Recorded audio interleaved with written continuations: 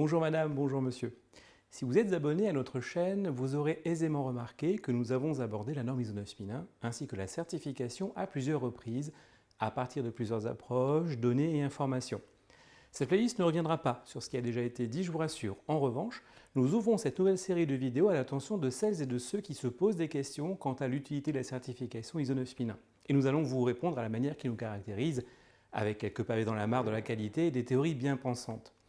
Le temps de l'innocence étant terminé pour beaucoup d'entre nous, cessons enfin de croire ou de faire croire que la certification ISO 9001 apporte forcément richesse, notoriété et avantages concurrentiels. Cela procède d'une naïveté qui engendre des déçus et des pratiques de conseil pour le peu exotiques.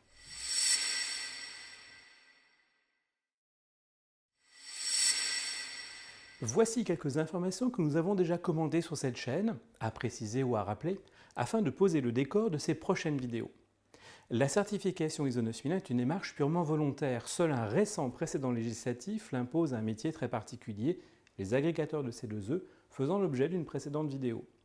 La norme ISO 9001 préconise les exigences en matière de management de la qualité, afin de satisfaire les exigences des clients et de déployer des dispositions de maîtrise et d'amélioration des activités et des prestations. 1 644 000 organismes, entreprises, sociétés, associations, etc.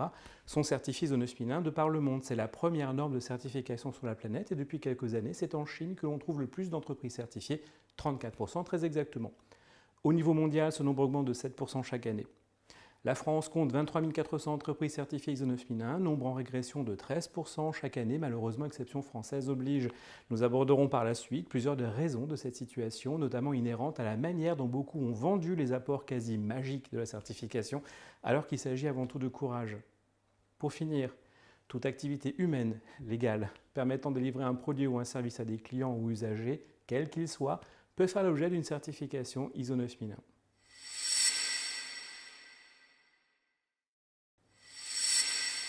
Obtenir une certification pour un organisme, c'est assez simple en théorie. Cela consiste à déployer un ensemble de réflexions, de dispositions et de méthodes avec un certain formalisme permettant de répondre aux exigences de la norme ISO 9001. À demander à un organisme externe, un organisme de certification, de réaliser un audit du dit système de management. Cet organisme délivre ou non la certification. Celle-ci est réévaluée partiellement ou totalement à minima chaque année et la certification peut se perdre à cette faveur. Pendant et après, à maintenir le système de management et ses dispositions. C'est le même principe pour les autres normes de management certifiables. Je vous renvoie à notre playlist 3 minutes pour comprendre une norme si vous souhaitez voir l'intérieur des autres normes dans d'autres domaines que le management de la qualité. Les bases étant posées, nous allons à présent commencer par éplucher les arguments classiques souvent utilisés pour expliquer le bien fondé de la certification. Et dans la prochaine vidéo, nous allons mettre tout cela à la poubelle. Ça va être très intéressant. À tout de suite.